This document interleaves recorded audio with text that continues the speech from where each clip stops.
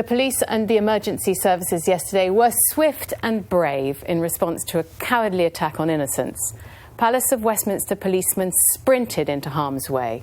Paramedics tended to the wounded when the assailant was still at large.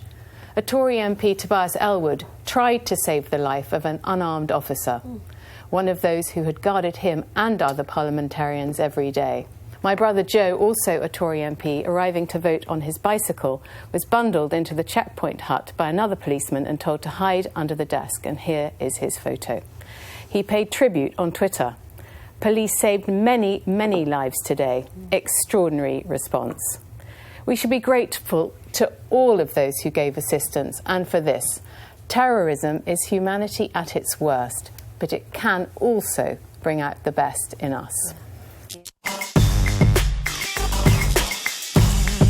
I couldn't agree more, Rachel. Just this morning, one of the ladies who works here was saying her husband is a police officer, and that last night she was feeling so emotional and didn't want to let go of him, because I think we all forget the risks that people take in working for the police or the security services or even the ambulance staff, which you don't necessarily think of as a life-threatening job, but they do put themselves in daily danger of that kind of risk. You never know when it's going to happen.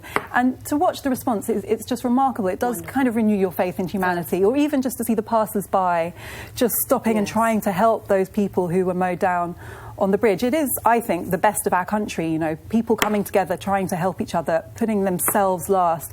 And the police officer, Keith Palmer, who died, you know, literally to protect everyone in that house and, you know, what our democracy stands for. It's an unimaginable sacrifice, and I really can't imagine what his family are going through. MPs and the police, Nick, often get it in the neck, often from us, from journalists. And actually, yesterday was a day when all the professions actually came incredibly well. There is time for a more sober review of this, but I just wonder if we afforded that police constable enough protection, because you will know better than most of us here, that is the softest point of entry to the Palace of Westminster, because it's where the MPs drive their cars. Why we can't have had those rising bollards that would have been there. So the rising bollard wouldn't have stopped my brother Joe getting in on his bike, or that man on foot. So here is this fellow. We know we're at the second highest level of alert in this country. This is, by all measures, one of our most vulnerable buildings, and we have this incredibly brave police officer, and I'm not questioning his bravery for a second. He is the first point of contact, really. I would argue that if he doesn't, because you can't mandate police officers, and I know we'll talk about this later, but he clearly didn't want to carry a gun. I respect that. Surely he had to have as his buddy all the time an armed officer. Or we have an armed officer who's your first point. That is what I wonder whether we afforded enough cover to that constable. Well, I don't know whether the others were armed in that checkpoint. Well, there were plainclothes guys milling around who were armed. You were talking about the pictures yesterday. I think the ones that got me the most was when you saw passers-by, ordinary people on the bridge tending the wounded. I mean, I could cry now when I think about it. There was a girl holding a guy's head he was terribly injured.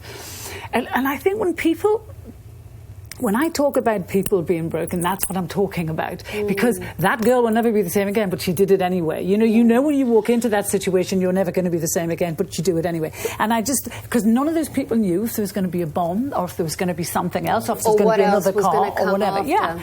And I just, those are the people that got to me, yes. And I got angry after that. And I got really angry. And I think that feeds to what we were saying about that defiant spirit, I think the thing that I was struck most by was how calm everybody remained. It wasn't pandemonium. People were somehow managed to rally their resolve and work with the security service. You know, that, because I can imagine, had I been there, I don't know if I would have responded in such a calm way. And I think that's our point. There was panic in the beginning when people heard the shots, you saw people running, but it people was who saw the injured well managed. I know a couple of people who were in cars that were stuck in the middle of Westminster, and everybody just remained calm. They were stuck in their cars for a couple of hours and just stayed calm and listened to what the police was saying. And I think that's part of what we were saying in terms of the defiant spirit and what makes us I just so want to pick proud up to on be British. What Nick was saying about that being a soft point of entry to the Palace of Westminster, because I think there's a real debate to be had, and I don't know the answer, but I think it is important that our Parliament isn't this closed fortress that's inaccessible. And it's a fact of life here that you walk along that street past House of Parliament. You know, the officers, if you walk past every day, you say hello to them. Lovely. They're friendly. Lovely. You know, you see people coming in and out. You don't get a sense of kind of us and them, the people in there, and us, the public. You feel that it's a building you can go into, and that there's a kind of, it's part of the environment, and I think that's really important. But at the same time, it is troubling that somebody can enter in that way and inflict that kind of assault. Talking about remaining calm, there was a video that I was so moved by, which was of some school children who were visiting Parliament, and here's them being evacuated from the building. I mean, again, look at that.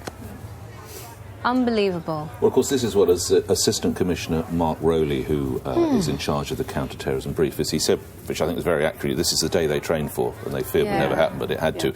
And I think, allowing for what everybody said, the fact that after the fatal stabbing, the attacker was shot ultimately fatally within maximum 10 seconds. That's how quickly they got. My one concern is that it was too easy at the point of entry. Once he's in the Palace of Westminster, I think we moved pretty... In fact, I don't think you could move any quicker, in all honesty. I really don't see how you could do any better. I just feel it was a bit vulnerable there. I like what Afua said, and what we see is Westminster is a living community, and it's got this ecology all of its own, with the MPs and the school children and the policemen. And what we saw yesterday was not just people doing their jobs and dying as heroes, but the whole the daily life of that place. It was like, and we can't change that. I don't think we can react to this by saying the shutters have got to come down. We've got to have, you know, assault of police with assault weapons. If we did this do is that, what we'd is be good about into Westminster. the hands of the terrorists. That's exactly what they want us to do. And also, I mean, the way the MPs responded too, they were calm. They sat. I think we're going to see Grant Shapps and Hilary Benn's reactions, who were both on the estate yesterday. I was just coming out of the division lobby and was about to turn right, and noticed the doors to the chamber were shut. So I asked what was going on, and they said, well, the attack alarm had gone off. And then shortly thereafter, the news came through that there had been an incident, there'd been a stabbing. Police officers by us, so just say, pay respect to their enormous professionalism, because they, within moments, you know, were standing there telling us to get out of the way, but actually, in reality, standing there themselves. Rachel, here's the thing. We're talking about, I thought Sky News coverage last night was absolutely phenomenal. I've just done 3 hours on the radio. Some of the newspapers did their first 20 pages of tabloid paper, and I agree with all that, I understand it. But are we giving the terrorists too much oxygen with that coverage? I think this is a really interesting issue, and it harks back to the time when the French media said that they weren't going to put the faces of those who've been guilty of these atrocities on the front pages, which I actually agreed with. I think it's debatable. I think that the media becomes a megaphone for atrocities, but don't forget, what we will remember is not the name or the face of that attacker who died in the Palace of Westminster yesterday. We will remember the pictures that moved you so much, and I think, you know, the media have to cover this stuff, because if they don't, social media will, and a load of rubbish will be put out there, and people will not know what's happened. But as you say, what social media cannot do, it cannot paint the picture and tell the story about the things we need to know about. You know, the fact that the terror is dead is irrelevant to everyone today. We care about the other people who are dead. We care about the people who are injured. We don't care about him. And the papers have been...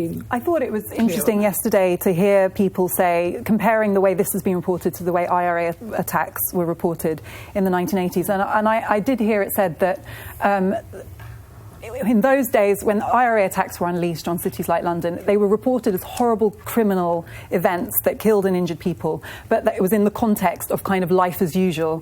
Whereas now, since 9/11, we report terrorism as something else, as I was saying to Carol, a kind of existential threat, kind of everything stop, hold all the other stories, this is what's going on, you know, and it creates a different level of fear, which does worry me. Now, I'm also not saying that we shouldn't cover this and we shouldn't take it seriously, but it is what they want. They want to make us feel like this is something differently But this scary. is an existential threat, because it will change the way some people have to live their lives. Anyway, listen, we've got...